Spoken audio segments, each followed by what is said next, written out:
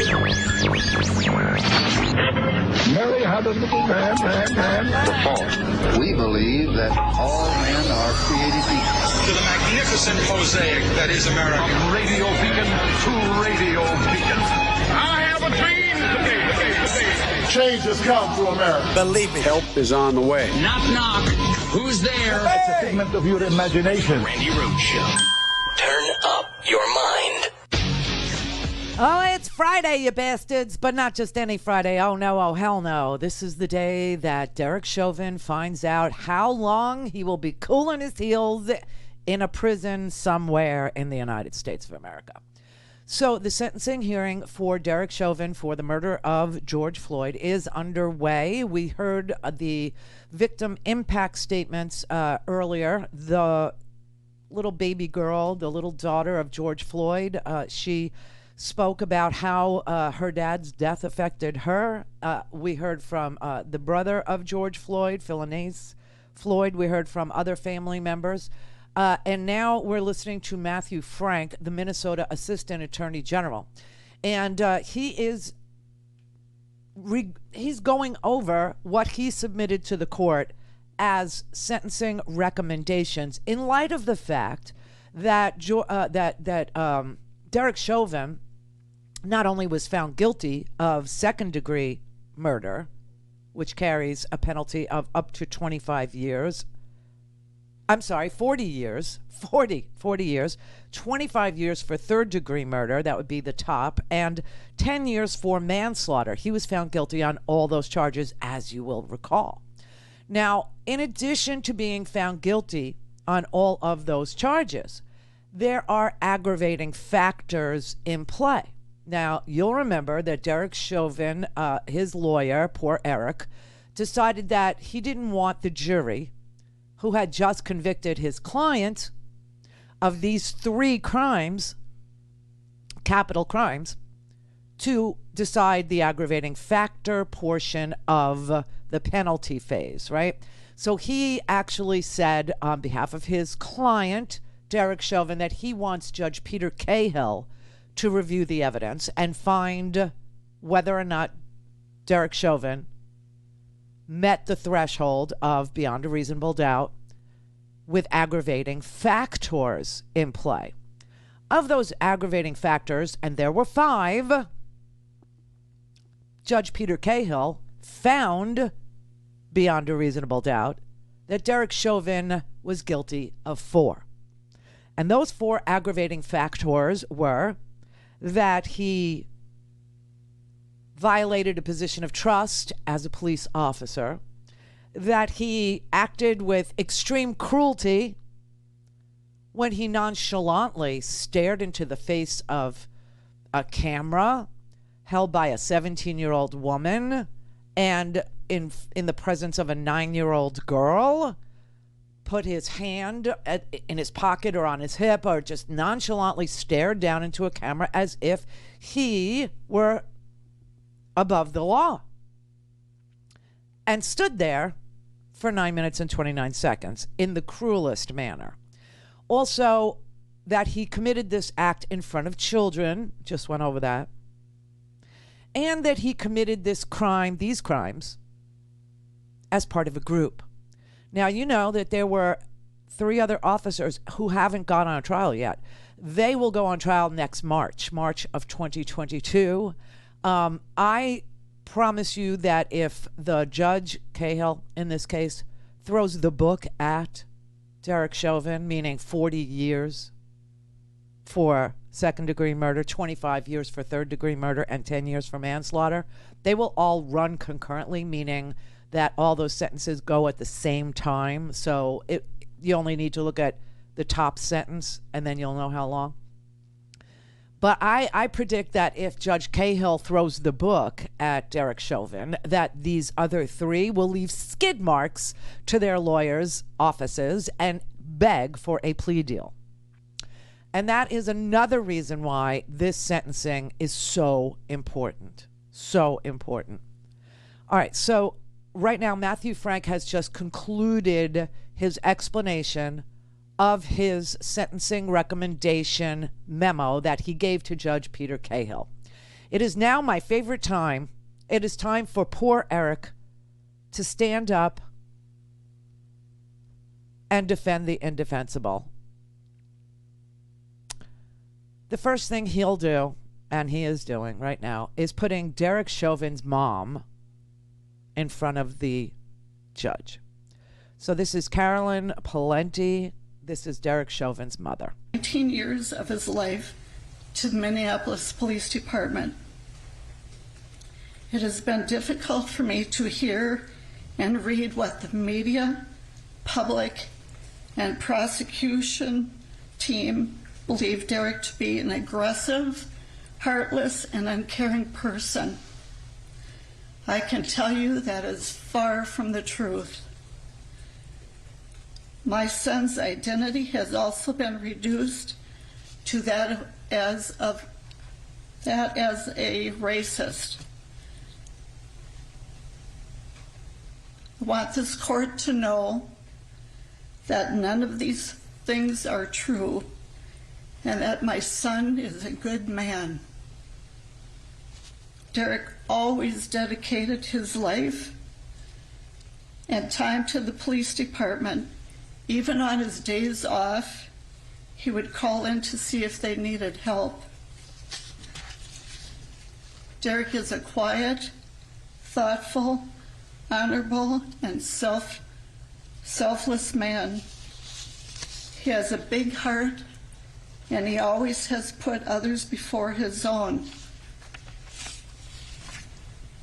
The public will never know the loving and caring man he is, but his family does. Even though I have not spoken publicly, I have always supported him 100% and always will. Derek has played over and over in his head the events of that day. I have seen the toll it has taken on him. I believe a lengthy sentence will not serve Derek well. When you sentence my son, you will also be sentencing me.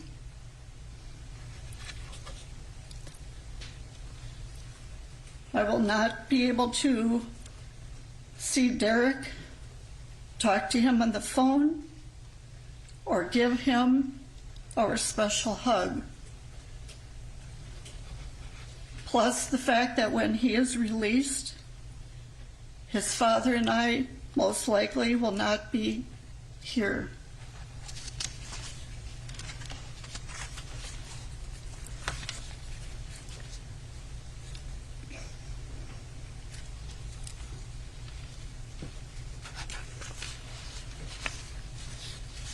Derek, my happiest moment is when I gave birth to you. And my second is when I was honored to pin your police badge on you. I remember you whispering to me, "Don't stick me with it." Derek, I want you to know I have always believed in your innocence, and I will never waver from that. I have read numerous letters from people around the world that also believe in your innocence. Oh, dear God.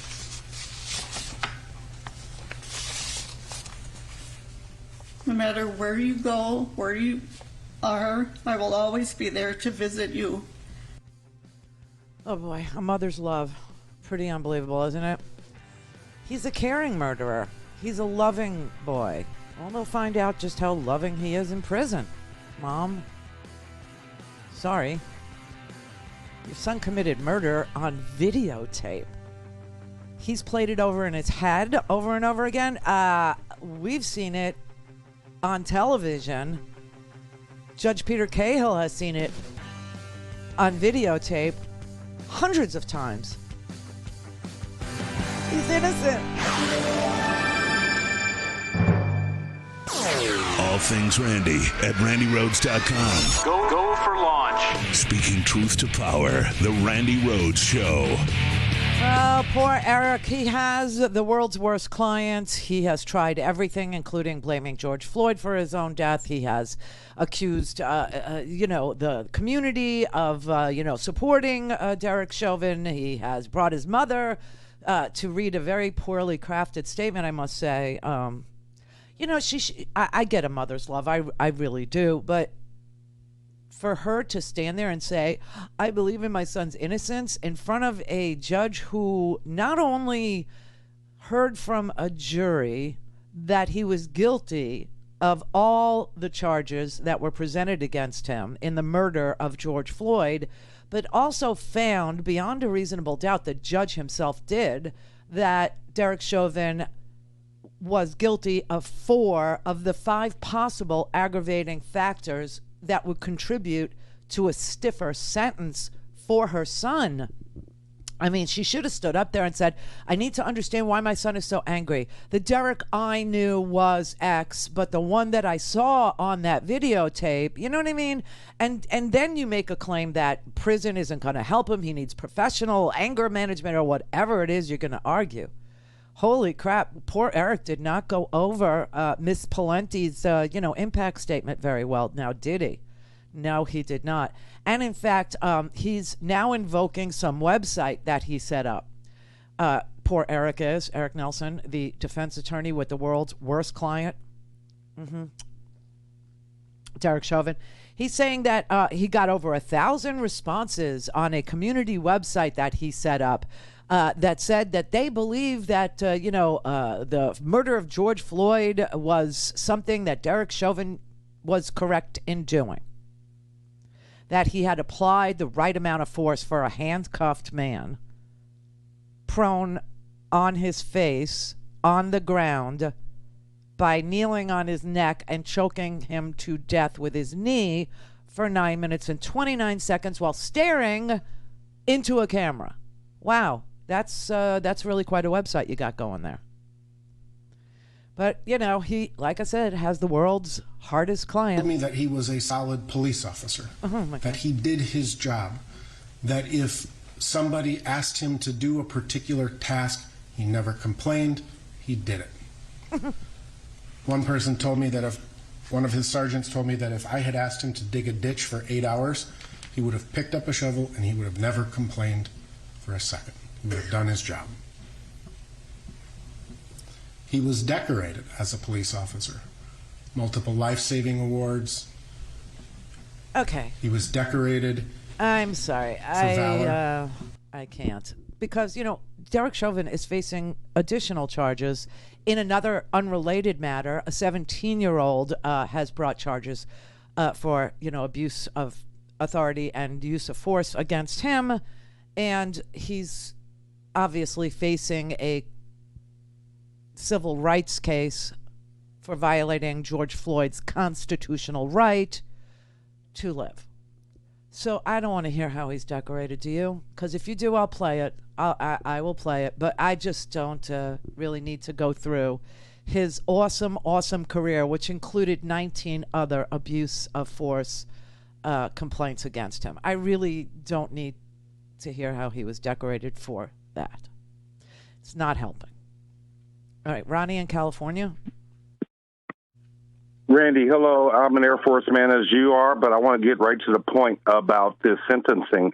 And I was reminded by your screener of your previous statement, and it helped me be more succinct. Specifically, I was going to say too light would be similar to what happened with the young lady in Los Angeles, Latasha Harlins, over the orange juice, where she was given probation from the shooting from Mrs. June Doe. And what is considered too light when you consider what has taken place with Black Lives Matter over the last summer? They're not going to accept it. So I had this conversation with Brett before the show because when he came into work today, I asked him, what do you think, the sentences? Yeah, he shared that with me. Yeah, we had a conversation about it, and I ran him through the aggravating factors and reminded him, that increases the ability for the judge to, give a stiffer penalty.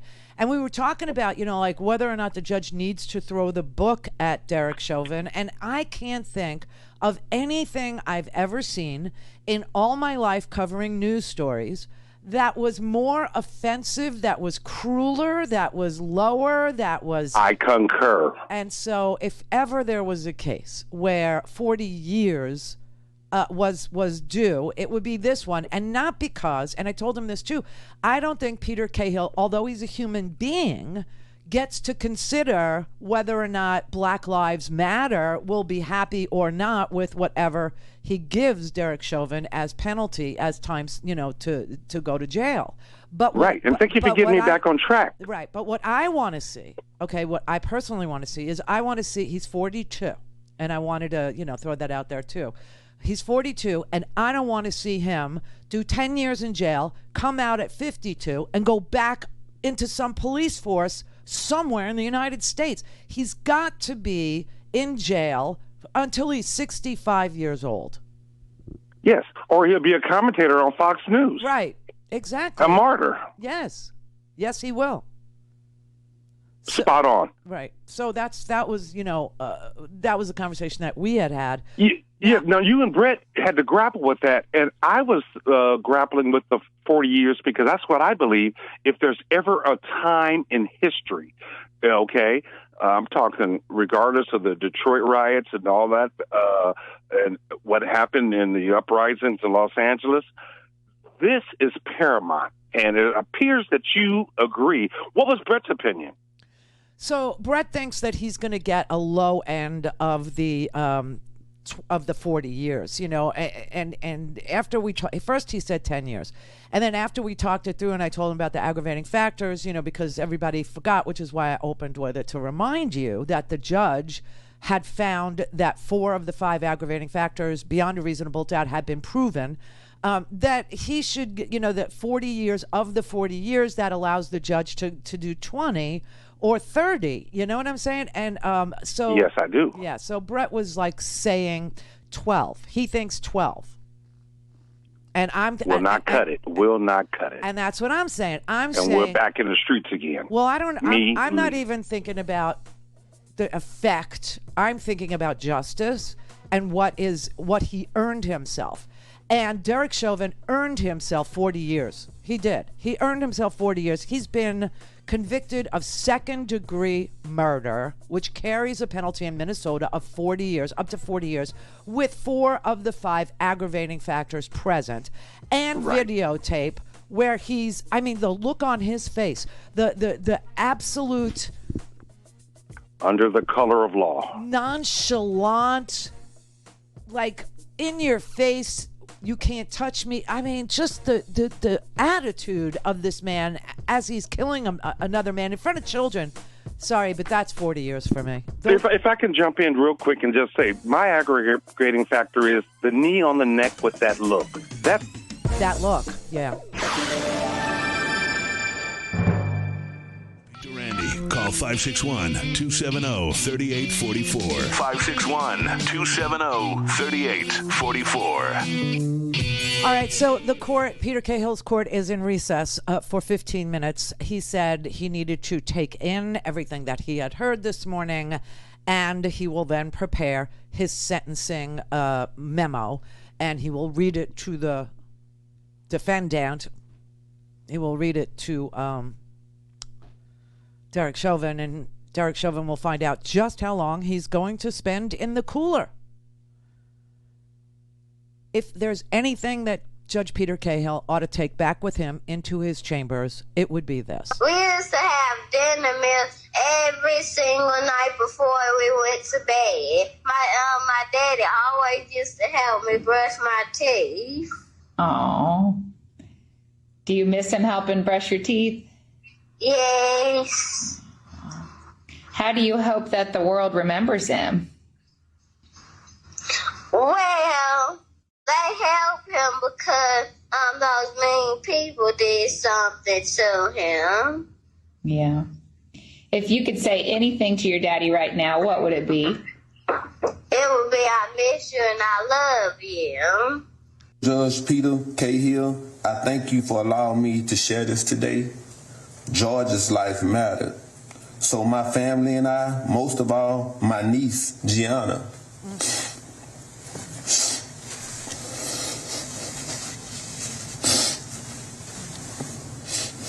My niece, Gianna, she needs closure. I'm asking that you please find it suitable to give Officer Chauvin the maximum sentence possible. The maximum sentence possible is 40 years. That is the maximum sentence possible for second-degree murder, which Derek Chauvin has received a free and fair trial by a jury of his peers, and he was convicted of that crime. He was convicted of many crimes, as you know.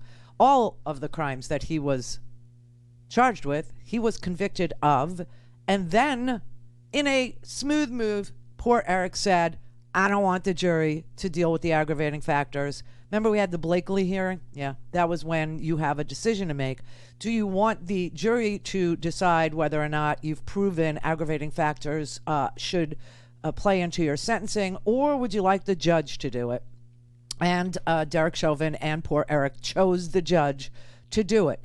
And the judge found beyond a reasonable doubt that 4 of the aggravating factors had been proven. And those aggravating factors were excessive cruelty, which is that look on that face and that knee on that neck for a man who was subdued and in complete custody of a police officer and posed no threat whatsoever at all to that police officer. And in spite of that, the police officer decided to stare into a camera that was being held by a 17-year-old teenage girl who knew something was so bizarre about this, what she was seeing, that she filmed the whole thing, and thank God she did. You know, she was not nominated for a Pulitzer Prize, but she was given a special shout out, let's say, by the Pulitzer Prize committee for her work in documenting this cruel and unusual death. Let's hope it's unusual going forward, okay? Also, the abuse of his authority, right? That was an aggravating factor. That he was a police officer who is trusted to help people, okay? Who is called by the public when they need help, and that the public needs to be able to trust that when they do call the police for help, that is what they will get. The judge found that he abused that power of trust and authority in his police uniform that day, and that it aggravates the community because the community then turns away from doing things like calling the police for help or relying on the police to give medical attention to those that are in their care, their custody. So that was another one. And then, of course, not only was this cruelty played on videotape, not only was it captured on videotape, the look on his face, I agree with you, that for me is why he deserves the maximum sentence of 40 years.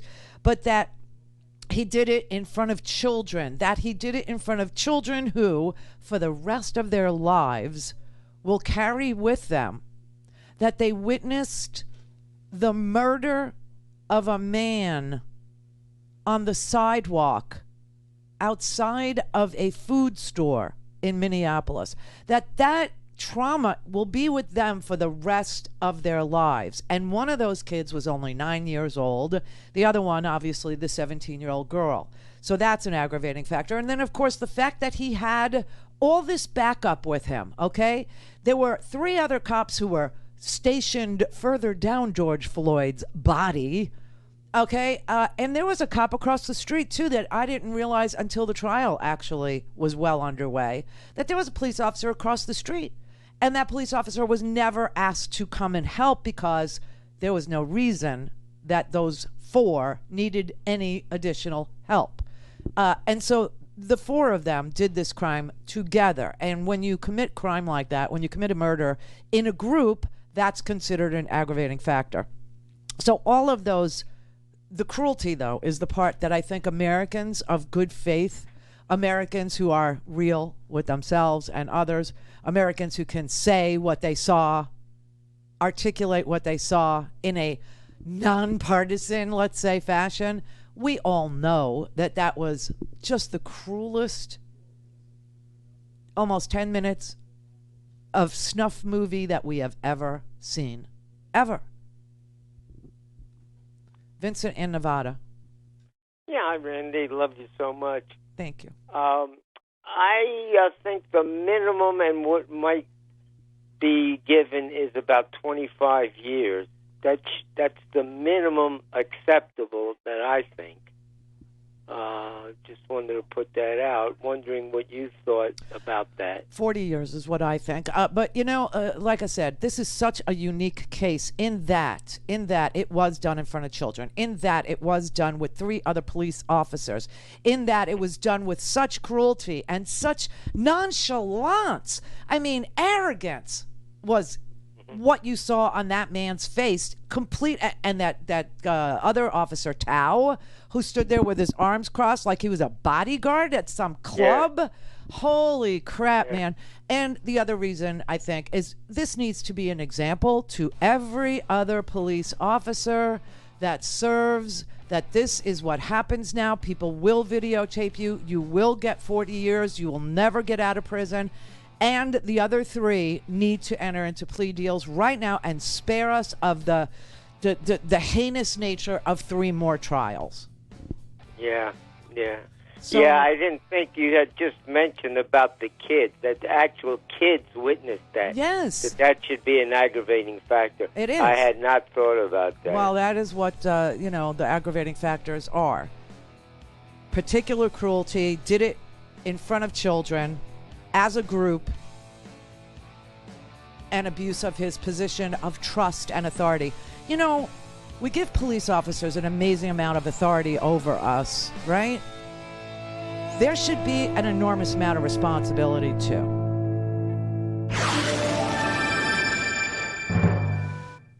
This is the Randi Rhodes Show. To speak with Randi, dial 561-270-3844. That's 561-270-3844. All right, we're in a recess in a courtroom in Minneapolis, Minnesota, where Judge Peter Cahill has the responsibility to sentence Derek Chauvin appropriately, considering the aggravating factors and the videotaped evidence, and a guilty verdict on all charges, second-degree murder, third-degree murder, and manslaughter, with 4 aggravating factors proven beyond a reasonable doubt. So we're waiting to see what that actually looks like. Pat in New Mexico.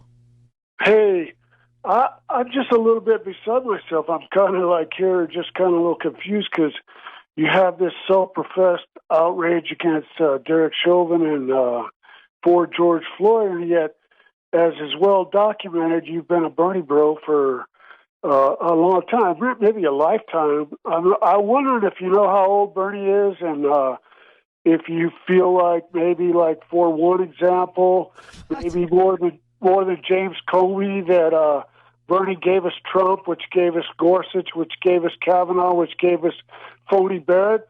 And I wondered if you had any kind of self-awareness about that, and if you ever saw the irony. Chauvin, Derek Chauvin, is what we're talking about. Yeah, Chauvin, I think you could connect the dots. You claim to be like someone, even though you didn't get out of high school, that maybe you were a law school candidate. I know there's a little bit of a stretch there, or maybe there's like a little bit of a stretch. You're like playing Twister at the Olympic level here. What the hell is going on? I know. You can't even get out of high school, right? And you think that you're a law school candidate. I mean, you talk about it, right? You talk about it. You say that you should be a lawyer like your boy, the Howard. Right. So connecting the dots, you should be able to move with me, huh? So you think so? My confusion is you support. What is your confusion? What is that drug you're snorting, drinking, smoking, shooting? What is this with you? What are you doing? Well, I was trying to downgrade my intellect so that you could have some understanding. I'm not shocked that you can't. Here's the thing, Randy. Uh-huh. you wanna say that Derek Chauvin should get 40 years? Yes. And surely he should. Oh, good. But right? But why is there in a your but? world? Why is there a but? Why is there a but? Why is there a but? In your world, you bring us Donald Trump by your Bernie bro support. I voted for Hillary. All right. Okay, that's really swell. You should be so proud, right? What do you want from me here? I'm not really sure where you're going or what's wrong with you, but you could tell me. No, okay, Randy. Let me ask you a question. Okay. In the primary, did you support Bernie Sanders? Yes. Did Bernie Sanders announce a desire to primary President Barack Obama? Bernie Sanders lost the primary. I voted for Hillary Clinton. No, I'm talking about 2012. What does that have to do with Derek Chauvin? It has everything to do with it. Bernie bros are racist. You're a racist. I'm a racist. And Bernie's a racist. I'm a racist. Okay, good. Thank you. Can I just, can the black guy that works for you, you stinking racist, just say something real quick?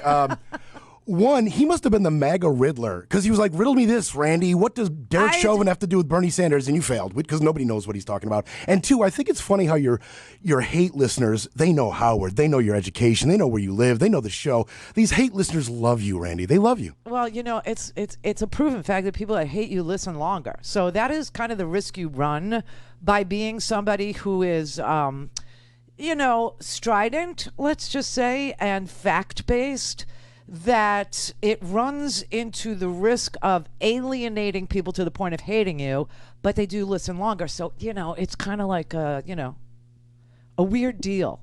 It's a weird deal. But you, Pat, I didn't understand anything you were trying to say. Nothing. I am not responsible for Donald Trump winning the presidential election. Okay? There is no way that I contributed to Donald Trump being the 45th president of the United States.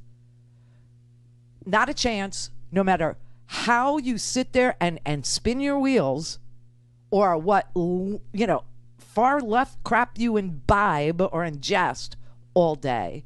There is no way, no connection to how I voted in the 2016 election to Donald Trump winning. You get that? I hope you get that. Hello? Hello. Hello. How are you? All right. How are you? Who are you? I'm so glad it's Friday. There's so many trolls between It's okay.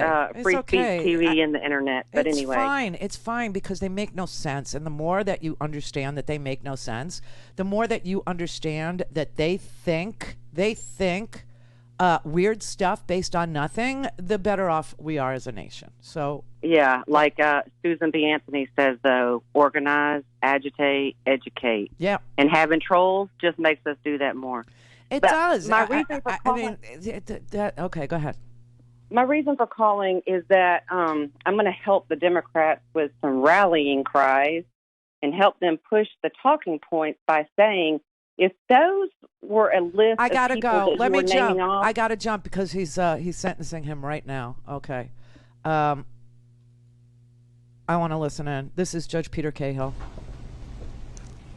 What the case is, or what the sentence is not based on, is emotion. Told you. Or sympathy. But at the same time, I want to acknowledge the deep and tremendous pain that all the families are feeling, especially the Floyd family. You have our sympathies. And I acknowledge and hear the pain that you are feeling. I acknowledge the pain not only of those in this courtroom, but the Floyd family who are outside this courtroom and other members of the community. It has been painful throughout Hennepin County, throughout the state of Minnesota, and even the country. But most importantly, we need to recognize the pain of the Floyd family. I'm not going to attempt to be profound or clever, because it's not the appropriate time. I'm not basing my sentence also on public opinion. I'm not basing it on any attempt to send any messages. A trial court judge, the job of a trial court judge is to apply the law to specific facts and to deal with individual cases. And so, Mr. Chauvin, as to count one, based on the verdict of the jury, finding you guilty of unintentional second-degree murder while committing a felony under Minnesota Statute 609.19 subdivision 2 paren 1, it is the judgment of the court that you now stand convicted of that offense. Pursuant to Minnesota Statute section 609.04, counts 2 and 3 will remain unadjudicated as they are lesser offenses of count 1. As sentenced for count 1, the court commits you to the custody of the Commissioner of Corrections for a period of 270 months. That's 270. That is a 10-year addition to the presumptive sentence of 150 months. This is based on your abuse of a position of trust and authority, and also the particular cruelty shown to George Floyd. You are granted credit for 199 days already served. Pay the mandatory surcharge of $78 to be paid from prison wages. You're prohibited from possessing firearms, ammunition, or explosives for the remainder of your life. Provide a DNA sample as required by law. Register as a predatory offender as required by law. And then you will receive a copy of the order and also the attached memorandum explaining the court's analysis. Anything further from the state? If this needs to be said, we just ask that it be executed forthwith. Defendant is remanded to the custody of the sheriff to be transported back to the DOC or... Okay, that's 22 and a half years, 270 months, 22 and a half years. So 42, 52, 62. He'll be 65. Something tells me Peter Cahill is a very smart man. So there you have it. With the aggravating factors, adding 10 years to the minimum of 12 is 22 and a half years, 270 months. Bye-bye, Derek. Bye-bye. Don't let the door hit ya where the good Lord split ya. So glad to say I was wrong. See? I'm a high school dropout who should have been a law school candidate. Oh, my God.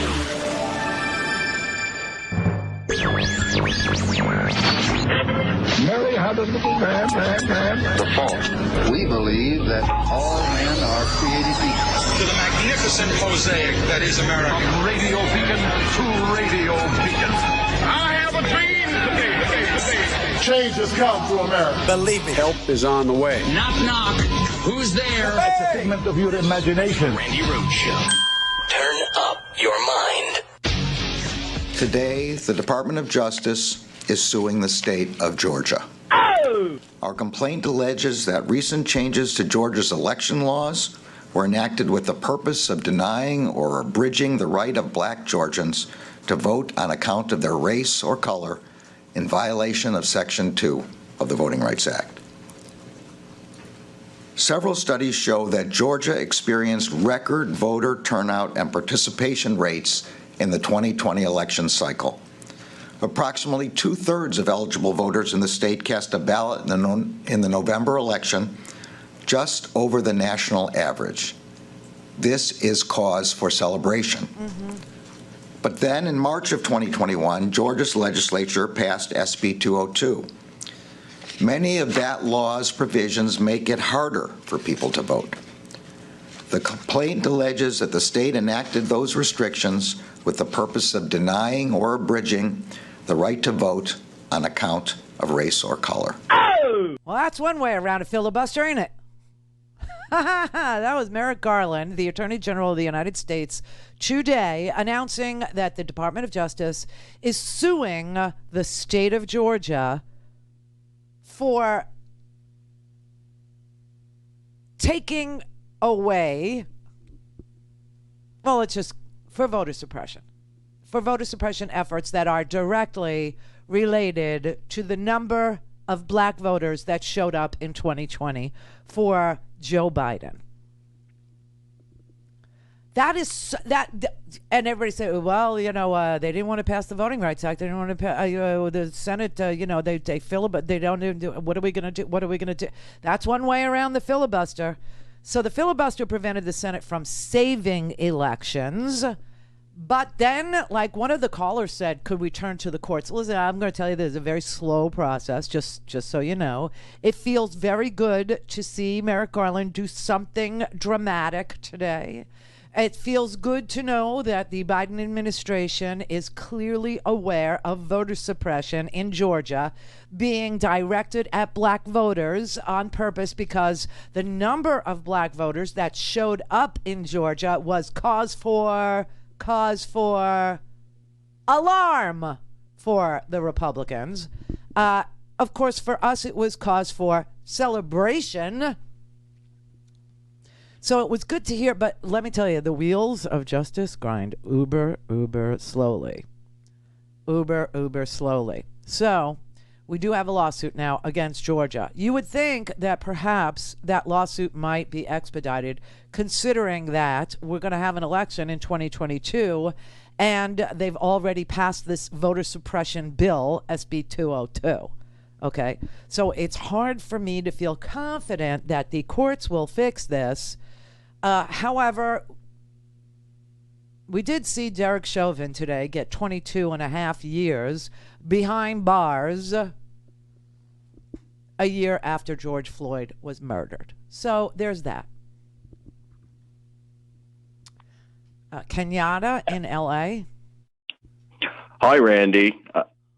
I wanted to say to you, I did, as respectfully as possible, want to correct you on something, and maybe it's not a correction, but you had spoken of the uniqueness of the George Floyd murder and the callous and craven manner in which Derek the chauvinist carried about his lynching and execution of this man. But I do want to let you know that what took place that day was in no way unique. What took place that day happens to black men and women in this country every single day, not always resulting in death, but psychological maiming that lasts a lifetime. So please don't be under the impression that this was somehow unique. As a matter of fact, had that camera not been there, that's the point. That young lady, had it not been there, Derek Chauvin would be at the strip club where he worked right now, prepared to do the same thing to some other black person. Well, I apologize to you if I wasn't clear. What I was driving at in the unique comment was that we saw it on camera, that he stared into the camera with that look on his face, and that America got to see that. Because, you know, I've watched, Eric Garner get choked out many times, but I never saw anything like the arrogance that Derek Chauvin, displayed in front of, a 9-year-old girl, 17-year-old girl, and a camera. So that's the uniqueness. I mean, I watched, Philando Castile get shot in the head in front of a 4-year-old baby. I saw that, and he did nothing. I've seen, Laquan McDonald spin around when he was walking away from the police, and the police lied and said, oh, he was coming towards us with a knife, which was untrue. Right. A, he had no knife. B, he was walking away. So the unique part of the Derek Chauvin trial was the look on his face. Well, and I agree that definitely the camera being there, but again, I want to reiterate, that look is not unique. You can speak to any number of black people in this country that have had interactions with the police, and the level of disrespect, that look, that's not the first time I've seen that look. It's not. And I've been on both sides of the cuffs, Randy. I've placed them on people, and I've had them placed on me.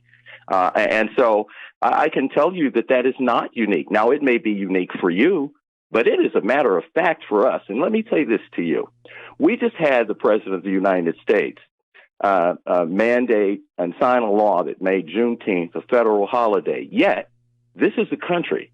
I don't really care about that holiday, because if this country truly believes, as it says in its rhetoric, that our greatest sin, our original sin was slavery, why does it still refuse to apologize for it? Yeah. No, I said, it wasn't an original thought. I stole it from D.L. Hughley, who said he said we asked for justice and we got a holiday. I thought it was kind of, lame too. He said, and then he compared it to getting something from Amazon where you ordered something from Amazon, they sent you the wrong thing, but the thing that they sent you was really dope, he said. And so you kept that thing, which was the holiday, but you still went back and ordered what you originally ordered, which was justice, right? So that wasn't my original thought. I just thought it actually represented my thinking in the best way possible. So, yeah, I agree with that. Enjoy your show, and be mindful, Randy. We still have the appellate process to go through, so the agony will continue. No, what are they going to appeal? They're lawyers. They get paid by the hour. You know that. Oh, no. High school dropout. I am a high school dropout. I am. I actually am. I really did drop out of high school. Well, I'll tell you what. You are a remarkable one, and if that's the case, I wish I had dropped out. So, anyways, listen. Thanks for the time, Randy. Thank you. All right. So I wanted to tell you this, Kenyatta, but I let you go off the phone. I get emails about you. I swear to God, I get really nasty emails about you. I'll if you email me, I will send them to you so you can respond to the person who's sending them to me, because I don't get it. I really don't get it. But anyway, yes. So they asked for justice and got a holiday instead, is what D.L. Hughley said. And I thought it was exactly the way I felt. So I repeated it. But of course, you give credit to the big brain that thought of that. But the appeals process, can I just say what I think about that as a high school dropout? Can I just say what I think about that? I hope I can. So the appeals process in a criminal setting, which is what we have here, would only be to the procedure. It would only have to do if the judge procedurally erred, made a mistake, right? So I don't see an appeal happening in this particular case. I see Derek Chauvin rotting in jail until he's 65, which is what this high school dropout said would be the minimum for me. I wanted the whole 40, but the minimum was put him in jail till he's 65 years old, and that is what will happen.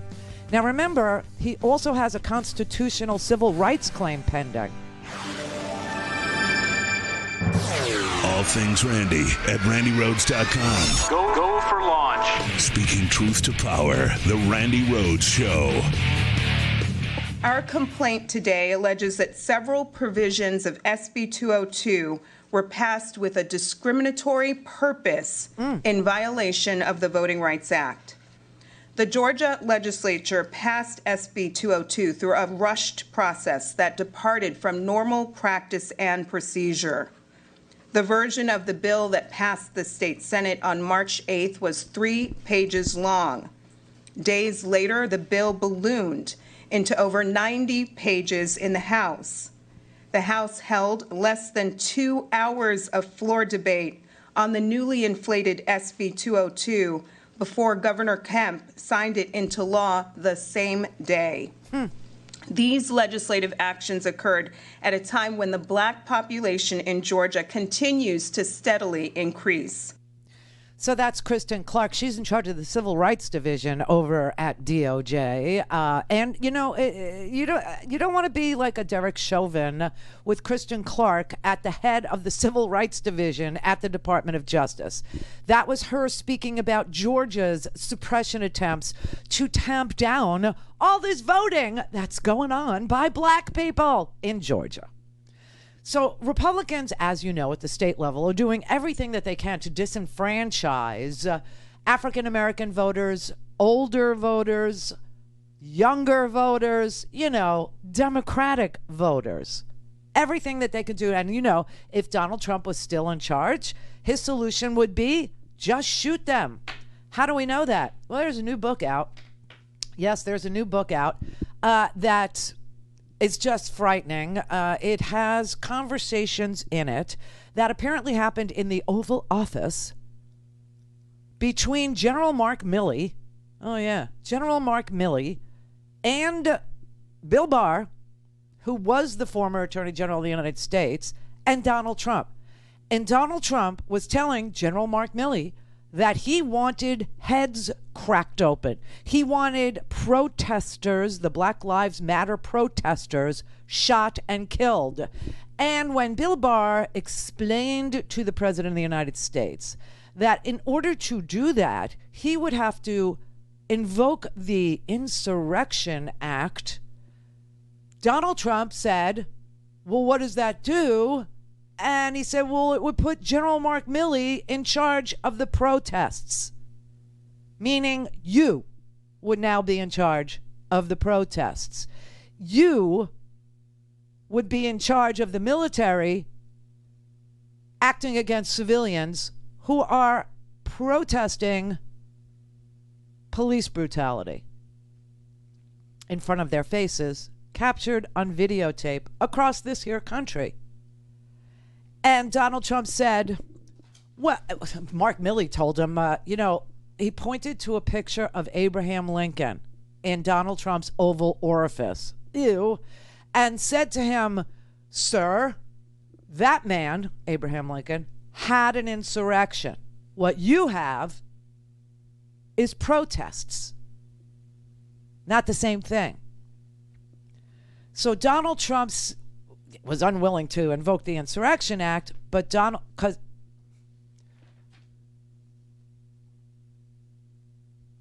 he said, that's how you're supposed to handle these people. Crack their skulls. Trump told his team he wanted the military to go in and, quote, beat the F, except he said it, out of the protesters. And then he said, just shoot them. And then when General Milley and Attorney General William Barr pushed back, he said, we'll shoot them in the leg or maybe in the foot, but be hard on them. And General Milley pointed at Abraham Lincoln and said, he had an insurrection. What you have is a protest. And Stephen Miller then chimed in, and Stephen Miller, the white supremacist, self-loathing Jew that he is, said that the scenes that he was watching on television made us look like a third world country. And he claimed that they weren't showing it, but American cities had been turned into war zones. Quote, these cities are burning. And General Milley then looked at Stephen Miller and said, shut the F up, Stephen.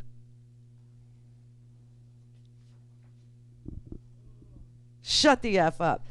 And Milley apparently was particularly distressed about Donald Trump attacking the American people with use of the military, and was also upset with Donald Trump screaming about Mark Esper being bad and other Pentagon officials being bad, and offered and said to him, if you want to invoke the Insurrection Act in the face of civil unrest, you would be then invoking military force on the streets against civilians, and you would then be taking control of the protests. You would be in charge of the protests.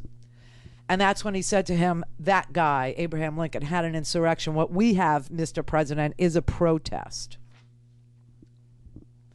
This is why Fox News hates General Mark Milley. Not just because General Mark Milley testified at the Armed Services Committee in the face of Matt Gaetz's non-serviced life and, smirkiness, that he is interested in finding out why there is so much white rage in this country, what is actually fueling all this white rage in this country. Yes, he's interested in knowing the answer to that. And, of course, that met with complete and utter disdain from the Fox News punditry, to the point where Tucker Carlson decided that he would call General Mark Milley stupid and a pig. Mark Milley is the chairman of the Joint Chiefs of Staff. He didn't get that job because he's brilliant or because he's brave or because the people who know him respect him. He is not, and they definitely don't. Milley got the job because he is obsequious. He knows who to suck up to, and he's more than happy to do it. Feed him a script, and he will read it. Hard to believe that man wears a uniform.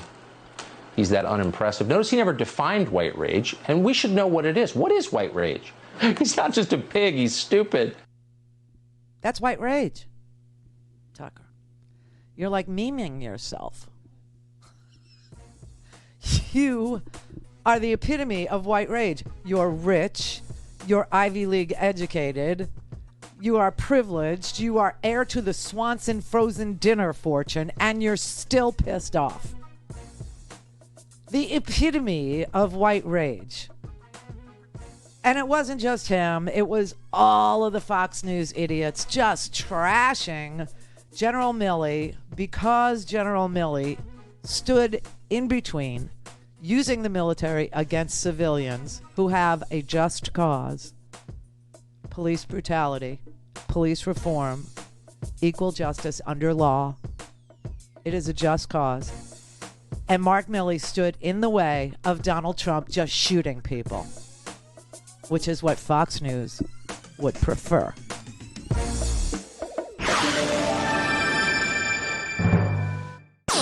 All things Randy at RandyRhodes.com. Go for launch. Speaking truth to power, The Randi Rhodes Show.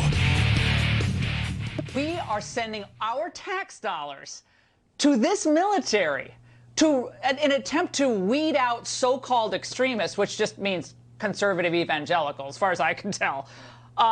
We're paying for that? Why is Congress not saying we're not going to give you a penny until all of this is eradicated from the military budget? Nothing. This is my offer to you. Nothing. That's what I would say. You got to defund the CRT and the U.S. military at the very least. Push to cut the military budget, which a lot of the liberals used to be for, is totally different from the push to defund the police, because the left, they want to defund the police to dismantle it. We want to reduce and reorient military spending to save our military. Oh, wow. This is really, really something. Laura Ingraham wants to defund the military. Defund the military. Holy crapola, man. That is amazing. We finally found what the conservatives are really all about. And what they're about is they're backstabbers, man. You do not want Laura Ingraham in your unit. You do not want Laura Ingraham in your squadron. You do not want Laura Ingraham in your battalion or your platoon. Laura Ingraham is the kind of wacky soldier that you don't really want to go into battle with, because she will spin around on her little kitten heel and stab you in the back when it's convenient. Wow. Talk about showing your true colors, Lala.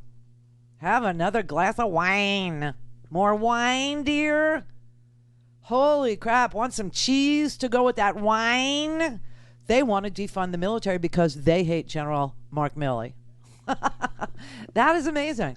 So I'm telling you, the Republicans will turn on you on a dime. You know, they're pro-police until they think the police are actually enforcing laws they don't like insurrection, like attacking the Capitol, like bringing a freaking noose and a scaffold to the Capitol to hunt down and hang Mike Pence. And the Capitol Police put their lives on the line, go out there, literally get tased by this crowd, get bear sprayed by this crowd, get beaten by this crowd with skateboards and flagpoles and their own shields, okay, and sticks. And the Republicans literally turn on their police. They literally turn on them. And now they're doing it with the U.S. military too. When they don't like you, they will backstab you. You do not want to go into battle with these Republicans. I'm so sorry, but they have absolutely no core principles. They have nothing that is of any value to them except for the actual emotion of outrage. That is it. That is what they care about. That is how they think they win elections. That is what they do. Voter suppression and outrage machine. Holy crap. Oh my God. I couldn't believe it. I just, because I watched this swell. I have to watch it. And I'm like, they have talked about critical race theory 1,800 times now. 1,860 times they have brought up a graduate level course taught in law schools that is 40 years old. Okay. This course of study is 40 years old. And it looks at, after the civil rights era of justice reform in this country, after, the Voting Rights Act, the Civil Rights Act of 64, 65, in 1970, it decided to look at the effect that the previous discriminatory laws had on people of color in this country, right? That's what critical race theory is. It's a law school grad course that looks at discriminatory laws and their effects. They have talked about it 1,860 times in just the last 100 days, and every day they talk about it even more. And now they are so married to the outrage that they can generate by talking about a grad school course and misrepresenting it to parents, right? Insisting it's being taught to children, a grad school course, right? But they like the outrage so much that if it includes backstabbing the Joint Chiefs of Staff, General Mark Milley, so be it. If it includes literally beating police officers to get your way, so be it. You do not want to go into battle with these people because they will turn on you.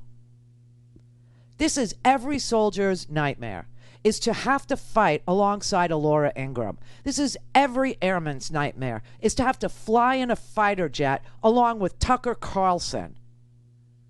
You're only as good as the weakest among you, okay? It's the weak link in the chain theory. And they are the weakest of the weak. They are the snowflakiest of the snowflakes. They are the most fragile of the fragile white people. There is nothing tough. There is nothing meaningful about them because they're not grounded by any value or principle that you would recognize. Their air is rarefied in their little bubble. And trust me, they will turn on you as well. Just like they turned on the insurrectionists, right? The people that went and did the damage into the they don't cover them. They don't advocate for them. They just ignore them. They let them rot. They're on to the newest thing. Critical race theory, a graduate. Now, this girl went to Dartmouth. She knows this. And Tucker Carlson, by the way, you ever wonder where the insiders close to Trump, the anonymous sources, where they're... It's Tucker Carlson. It is. It's Tucker Carlson. He's on the phone all day talking to the press. All day talking to reporters, telling them about this thing and that thing and what Trump said and what Trump, was on the phone and what he was, alleging. And Tucker Carlson, he is that guy. He is that guy. And that's why the press doesn't go very hard on him, because they rely on him for information. It's a sick little twisted, mainstream media thing that goes on with him. Man, I tell you, they got nothing. They got nothing but voter suppression laws. And now the Department of Justice is going to sue the crap out of them. By the way, I have to tell you that after the federal, legislation failed, H.R. 1, S1 failed, right? Because they filibustered it. All of a sudden, Kansas passed a law that the Secretary of State of Kansas now needs approval from the legislature to settle an election lawsuit. Arkansas, they just gave the State Elections Commission the permission and power to investigate any aspect of any complaint that comes in about election irregularities without any limitation.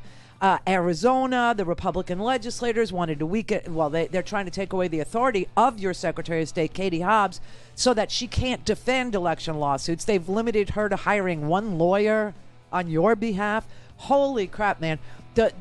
They are trying to put the fix in every state, and that's why it is important that the DOJ moves against Georgia.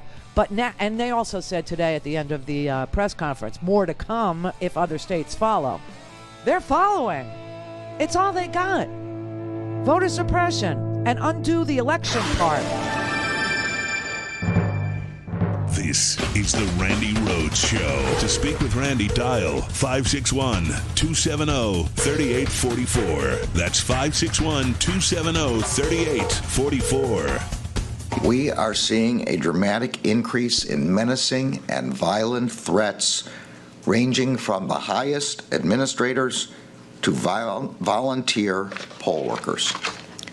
To address this effort to undermine our electoral process, today the Deputy Attorney General will issue a directive to all federal prosecutors and the FBI, which will highlight the prevalence of these threats and instruct them to prioritize investigating these threats.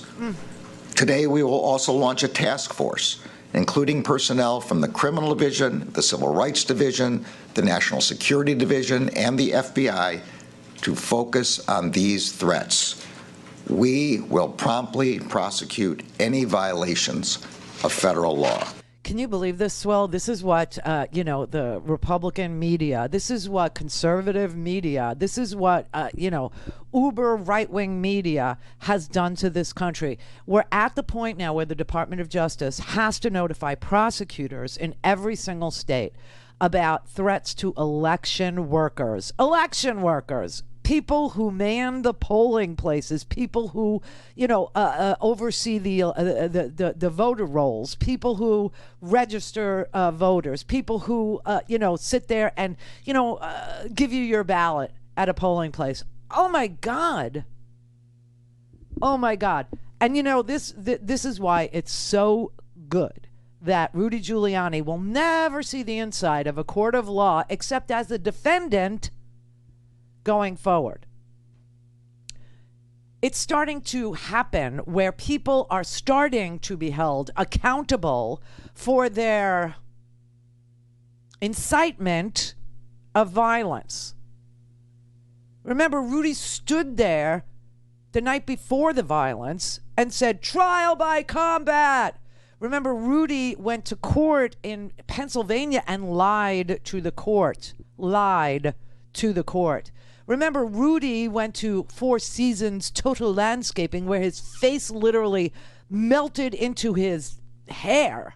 I don't even know what kind of biological thing that was, but the vampire, melted in the sun.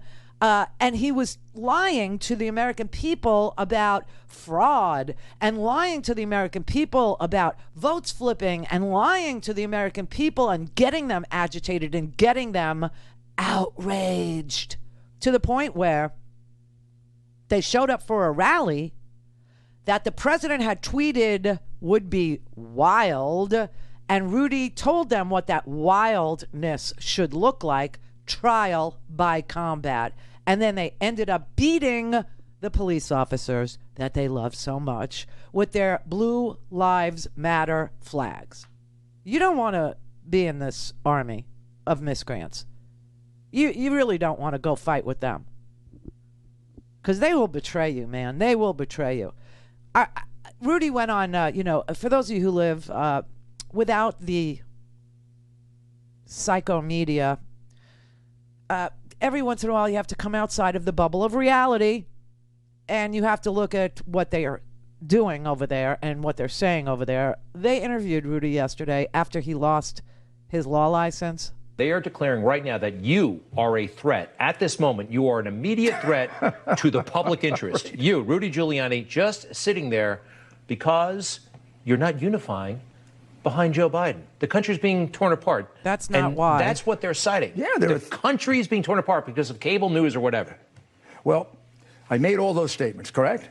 Mm-hmm. Not a single one of them led to a protest, a riot, an incident, and anything. So obviously those statements do not have the impact of creating danger. These statements were made this is all after January 6th. If these statements are so darn dangerous, how come there hasn't been a protest, a riot? This was all after? The kind of thing we had last summer when the city was blowing up and the Democrats were doing nothing. Okay, he's still lying. Okay, the premise of the question was a lie, number one. Okay, that Newsmax anchor, Kelly is his name. He wants Sean Hannity's gig so freaking bad that he's willing to literally kiss Rudy's ass and not correct him when Rudy says, there's been no incidents of violence. This all happened after January 6th. No, the appellate court in New York, 5 judges from the appellate division of the New York State Supreme Court, their first judicial department, unanimously suspended Rudy Giuliani's legal license pending disciplinary hearings for false claims he made about the election in November. Also, showing up at the Save America rally and saying trial by combat. That's why they said he is a danger to the profession of law. 5 judges concluded, quote, there is uncontroverted evidence that Giuliani communicated demonstrably false and misleading statements to courts, lawmakers, and the public at large in his capacity as lawyer for former President Donald J. Trump and the Trump campaign in connection with Trump's failed effort at re-election in 2020. This is not all after January 6th, and yet these so-called anchors just let him lie and say that there's no damage to American society if cable news allows lying liars to lie to the American people. When he says, oh, there was no violence. There was no violence. You know, first of all, I have to tell you, George Conway is a lawyer. So if you don't want to hear it from the high school dropout me, that's fine. But George Conway is a lawyer.